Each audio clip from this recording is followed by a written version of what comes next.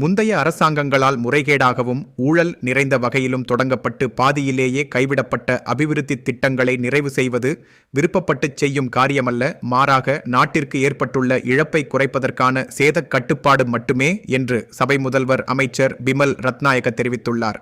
Blue ocean group of companies இலங்கையின் வளர்ச்சியோடு உங்கள் வாழ்க்கையையும் உயர்த்துகிறோம்.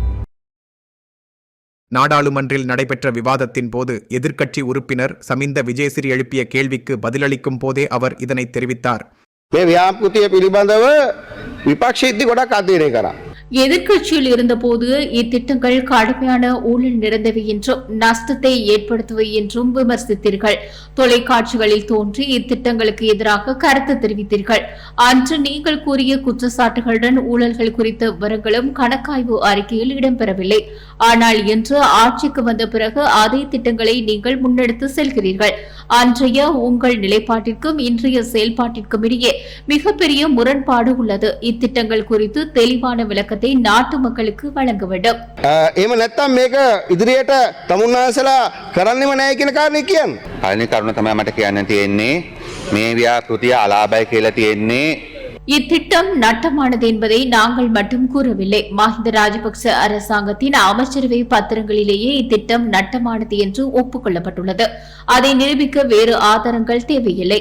ஒரு வீதியை அமைக்கும் செலவில் ஊழல் செய்து 3 வீதிகளுக்கான நிதியை வீணடித்தால் அதை எவ்வாறு ஏற்றுக்கொள்ள முடியும்? மத்தள விமான நிலையம் மற்றும் சில நெடுஞ்சாலை திட்டங்கள் என பல கோடிக்கணக்கான மக்கள் பணம் வீணடிக்கப்பட்டு சுற்றுச்சூழலும் பாதிக்கப்பட்டு அரைக்குறையாக நிற்கின்றன.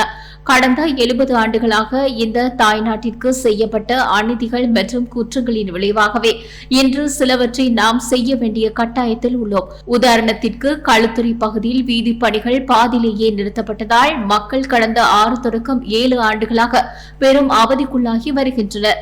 எனவே பாதியில் நிற்கும் இத்திட்டங்களை நாங்கள் தொடர்வது இத்தகைய குற்றங்களை ஏற்றுக்கொள்கிறோம் என்பதால் அல்ல, நாட்டிற்கு ஏற்பட்டுள்ள அபரிமிதமான நட்டத்தை குறைக்கவும் மக்களை பாதிப்பில் மீட்கவும் செய்யப்படும் சேத கட்டுப்பாடு மட்டுமே. மேலும் இத்திட்டங்களில் இடம்பெற்ற ஊழல்கள் மற்றும் முறைகேடுகள் குறித்து கணக்காய்வாளர் நாயகம் மற்றும் உரிய துறை சார்ந்த அதிகாரிகள் மூலம் தொடர்ந்து விசாரணைகள் நடத்தப்படும். ඩැමේජ් කොන්ට්‍රෝල් උද නැතුව අපි මේ අපරාධ වලට කැමැත්තෙන් කරගහනව නෙමෙයි.